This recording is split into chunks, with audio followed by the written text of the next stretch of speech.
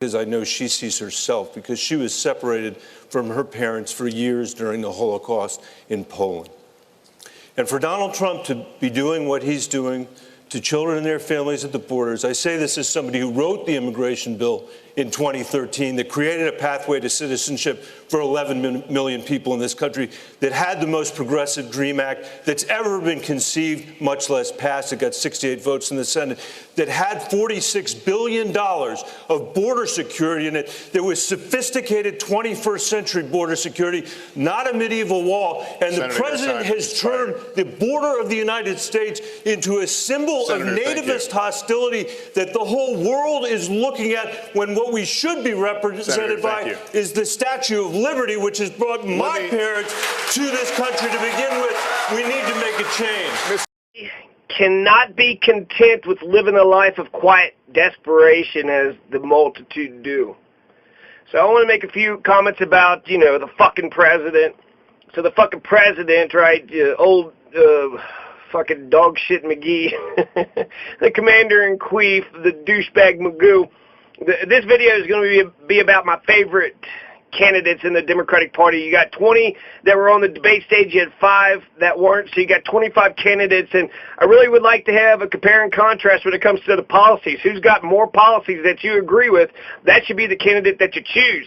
So just because, they look good on TV, that's not good enough. You got to be a progressive.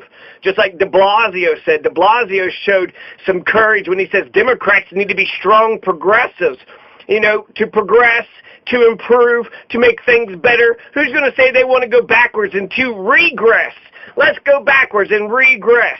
So everybody should be a progressive. Teddy Roosevelt's, a Republican progressive. So for people to not be a progressive, you don't want to improve things, you don't want things to get better, then what the fuck are you doing? That's the whole point of history, is that, we make things better. Rebuilding. I'm going to give you 30 seconds, actually, to jump off what he said. He described engagement as the problem. Is that what you will tell the parents of those 2 soldiers who were just killed in Afghanistan? Well, we just have to be engaged. As a soldier, I will tell you that answer is unacceptable. We have to bring our troops home from Afghanistan. We are in a place in Afghanistan where we have lost so many lives. We've spent so much money that's coming out of every one of our pockets, money that should be going into communities here at home, meeting the needs of the people here at home. We are no better off in Afghanistan today than we were when this war began. We haven't progressed. We haven't progressed. What have we done? They can brag about Wall Street, but you still have low unemployment numbers, and they try to say the economy is doing so great. Yeah, for the corporations and for Wall Street, you still got a lot of poor people. You still got a lot of homeless people. You still got working poor people who work 40 hours a week and still can't make ends meet. So you got people out there that's working and doing what they're supposed to be doing, and it's still not enough. So Donald Trump is the greatest threat to our national security. He absolutely is right. Jay Inslee and Kamala Harris is absolutely right. The greatest threat to our national security is Donald Trump. He's doing the madman, theory, or maybe he is just mad. And then when it comes to nukes, so when it comes to the war, he said he was going to get us out of these wars, right? He hated the Iraq war. That was the beauty of a lie. Well, we're still in Iraq, right? What, are we going to occupy forever? We're just an occupying force. We're just going to go take people's resources. Who gives a shit if we're saving people and doing good? We're just going to, just be the empire just because we can, go around bullying and killing and hurting people just because we can. One of the biggest things that I really hate about Donald Trump is how he plays fast and loose with nuclear weapons. We have a possible... Where I disagree is on his solution on Medicare for all.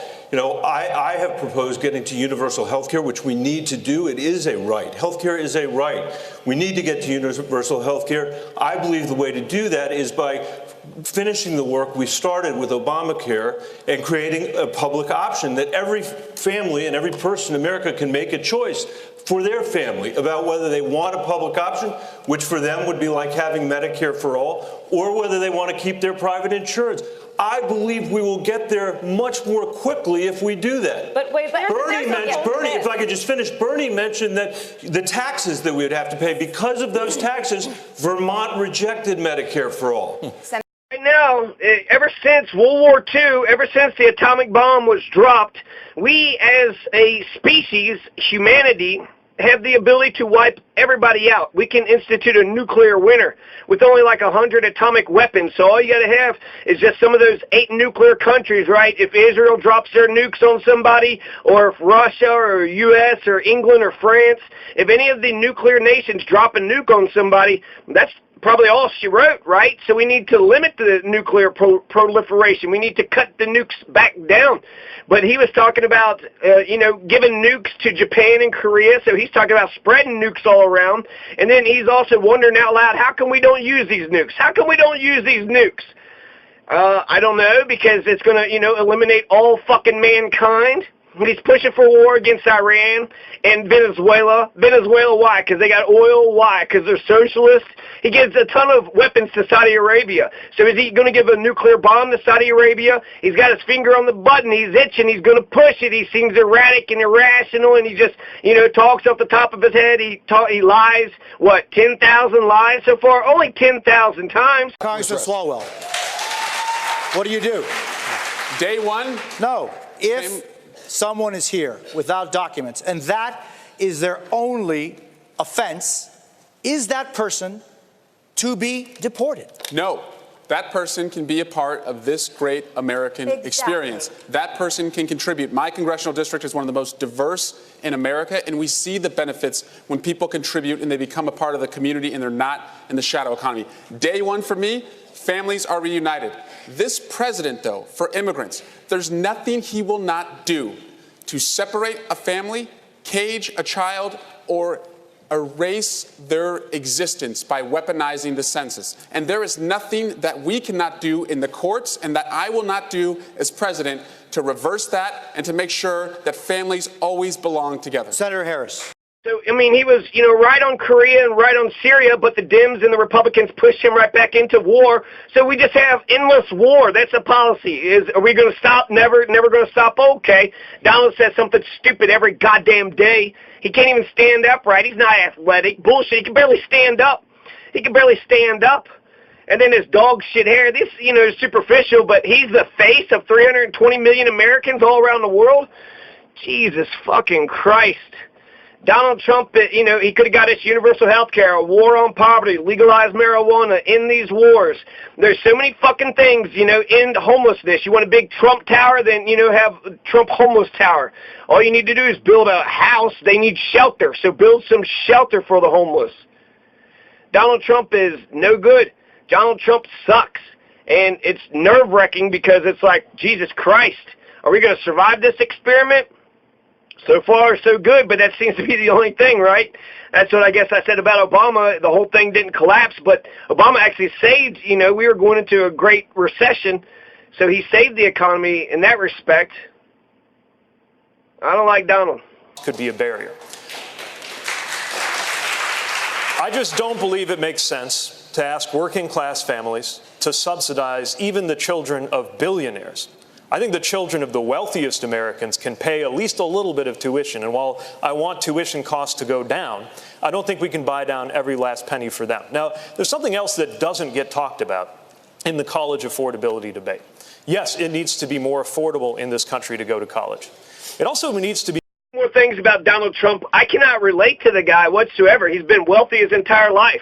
He brags that only, his father only gave him $1 million loan. That's all, he's had the same chances as everybody else. His father just gave him $1 million loan. It wasn't a gift, it was a loan. He had to pay it back. And so poor Donald, right, just got $1 million loan. Jesus Christ, we all need $1 million loans. That, if everybody had $1 million loan, I would have less, sympathy for those who haven't been able to succeed. But we don't get $1 million loans. And then Donald also thinks that we need an ID to go to the grocery store. They say, well, hell, you need an ID anyways to buy your cereal, so why not have an ID for, whatever, this and that.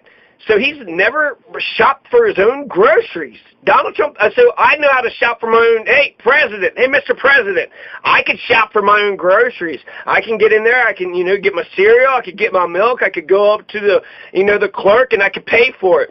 I know that, you don't need an ID unless you're getting cigarettes or unless you're getting, alcohol or getting something that requires you to be 18 years of age. You're allowed to buy cereal and milk without an ID. So...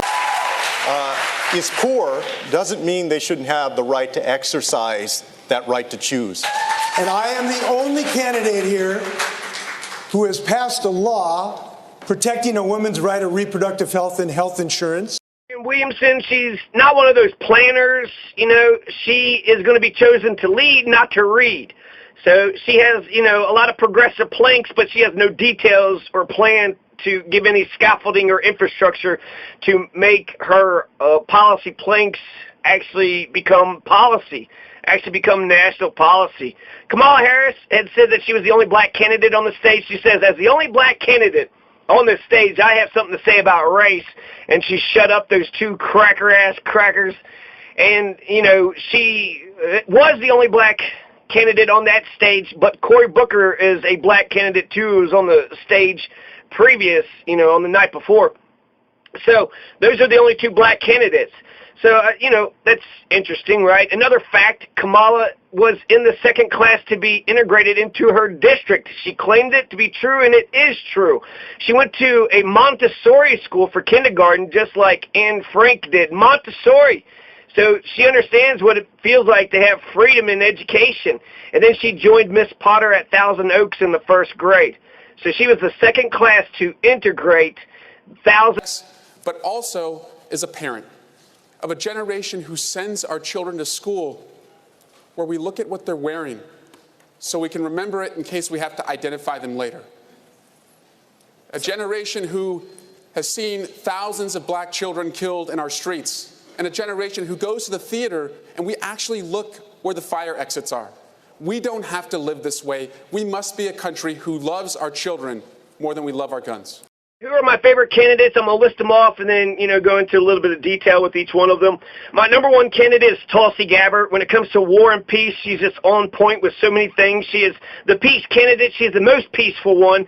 She is in favor of the war on terror. She's in favor of drone strikes. So she's not, you know, a complete peacenik. She's not just a total pacifist. She's not totally like Jesus, turn the other cheek. She believes in self-defense, and she wants to prosecute the war on terror, and she's for drone strikes. But she's against regime war change. So when the bullshit in Yemen, the bullshit in Venezuela, the bullshit in Syria, you know, the bullshit in Somalia, in Niger. Oh, we're in Niger now. Remember when we voted to go to war with Niger, America? Oh, you don't remember that? Oh, yeah, because we didn't fucking do that. So Tulsi Gabbard is my number one choice. Tulsi Gabbard is young and beautiful, and she's right when it comes to war and peace. She stood by Bernie Sanders, even at the detriment of her own political career in 2016. And I also like Mike Gravel. So my number one choice would be Tulsi Gabbard. My number two choice would be Mike Gravel. Bernie Sanders, number three. Yeah, Andrew Yang, number four. And Elizabeth Warren, number 5. Difficult to do if you have companies like Amazon, trillion-dollar tech companies, paying literally zero in taxes while they're closing 30% of our stores.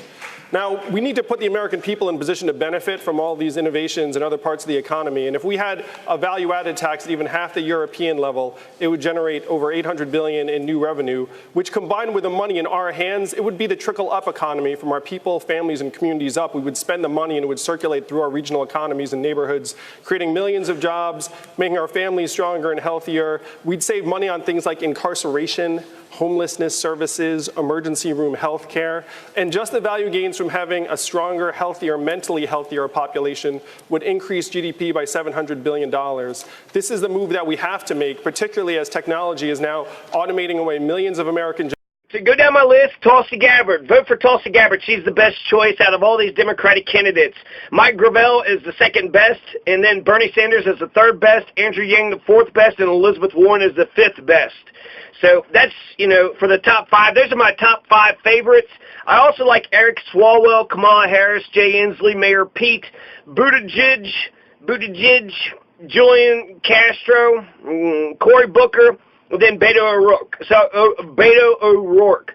So I like these candidates, right? There's only those 5, right? There's only like a couple that they're not perfect, but these are just good. Some of these aren't progressive enough, but I like their overall thrust. I like their main, you know, what they're in their list with Mayor Pete. He's got a ton of detailed plans, and I'm in favor, and I agree with 90% of all that Mayor Pete says. And so Mayor Pete is a great candidate. You know, he's a good candidate. He's got some serious problems, though. When it comes to foreign policy, I have no idea what he stands for whatsoever. It's totally undeveloped. He's not for free college. He's not for free health care. Get delivered by Washington, even when most Republicans, let alone most Americans, agree it's the right thing to do. And as somebody who trained on weapons of war, I can tell you that there are weapons that have absolutely no place in American cities or neighborhoods in peacetime, ever. The bad people. These are the people that I don't like. Tim Norton is terrible. Oh my goodness. John Hickenlooper, he's awful. Joe Biden, terrible. John Delaney, awful. I'm not a huge fan of Michael Bennett's or Gillibrands or Marianne Williamson or Klobuchar in terms of them becoming president. Tim Norton is wrong on war and peace. Hickenlooper is wrong when it comes to socialism. We need a mixed socialistic, capitalistic system. So we're not even on the same page when it comes to defining our words. Joe Biden, he might be the worst candidate out there. Delaney is basically a Republican, right? So, you know, if you're a Republican Democrat, Delaney's your man. But, you know, Gillibrand she was for public financed elections. Michael Bennett has some, you know, decent ideas. They just, you know, there's two things.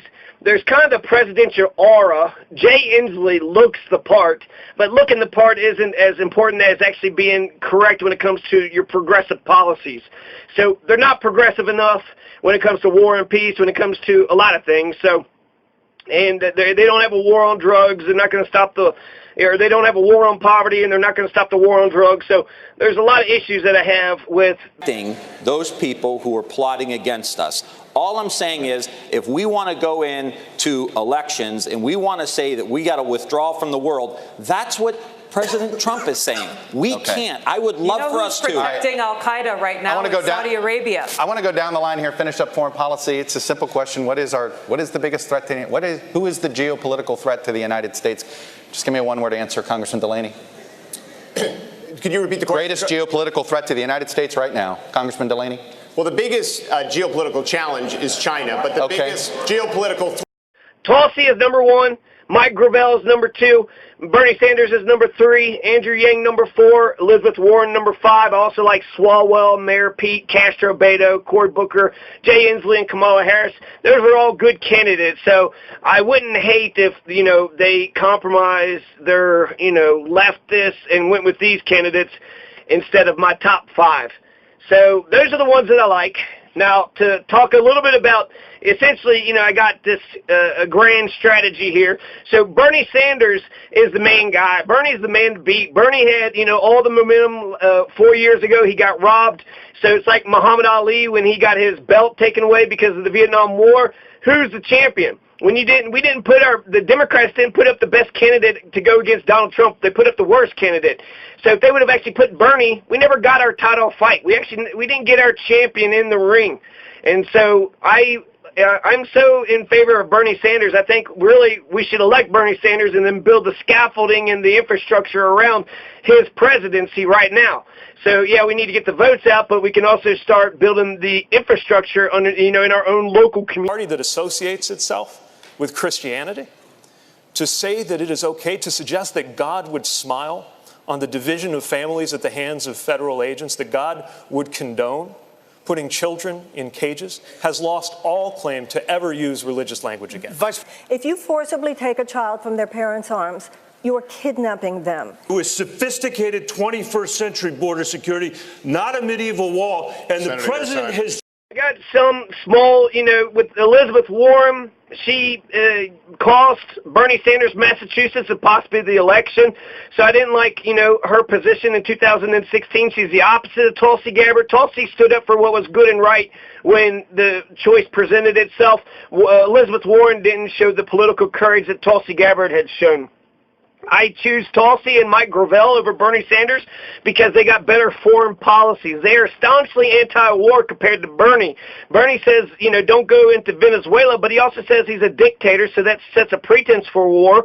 Bernie voted for the war in Serbia. Bernie voted for the war in Somalia. under Bill Clinton. So when it comes to the Democrats, apparently, he's opposed to most wars unless the Democrats are the ones prosecuting it. So I picked Tulsi and Mike Gravel because their foreign policy is better than Bernie Sanders. I put Andrew Yang at number 4 because of his UBI dreams. Universal basic income and land reform is the only way we're going to abolish poverty. With land reform, at the very least, it's not going to get them out of poverty, but they can raise their own food and they can survive. With the UBI, with $12,000 a year, that eliminates poverty right off. And this is tearing communities apart. If more guns made us safer, we'd be the safest country on earth. It doesn't work that way. And common sense measures like universal background checks can't seem to. Even though Andrew Yang doesn't have a war on poverty, his plan would destroy poverty. With Andrew Yang, you would not see poverty in America ever again. And I need to analyze Yang. I know he's for universal health care. He's even for giving immigrants universal health care. So I know he's got a lot of progressive planks. But I really want to, get into Yang. I got to check out his policies a little bit more. But his UBI, I like his UBI dreams just so damn much. Getting rid of poverty, getting every American, citizen $12,000. Well, now you're poor and living on the streets. What did you do with your $12,000 check? What did you do with your UBI check? So I have no sympathy, right? You had the money, you had the ability to actually get out of poverty, but you went ahead and blew it. But as things are right now, lots of people don't have a goddamn chance. They don't have a fucking chance. So Eric Swalwell, Mayor Pete, Castro Beto, Kamala Inslee, Cory Booker, I like all of them. Elizabeth Warren, she has a ton of progressive ideas, so even though she wasn't, great with Bernie, she's got Bernie's plan for universal health care, and she also wants to break up the top 10 corporations, and she's a very great progressive. More affordable in this country to not go to college. You should be able to live well, afford rent, be generous to your church and Little League, whether you went to college or not. That's one of many reasons we need to raise the minimum wage to at least $15 an hour. Jose, I've got $100,000 in student loan debt myself. Let me get to you. We can't count on the people who've been in government for the last 30 years who were around when this problem was created to be the ones to solve it. It's going to be the next generation, the 40 million of us who can't start a family, can't take a good idea and start a business, and can't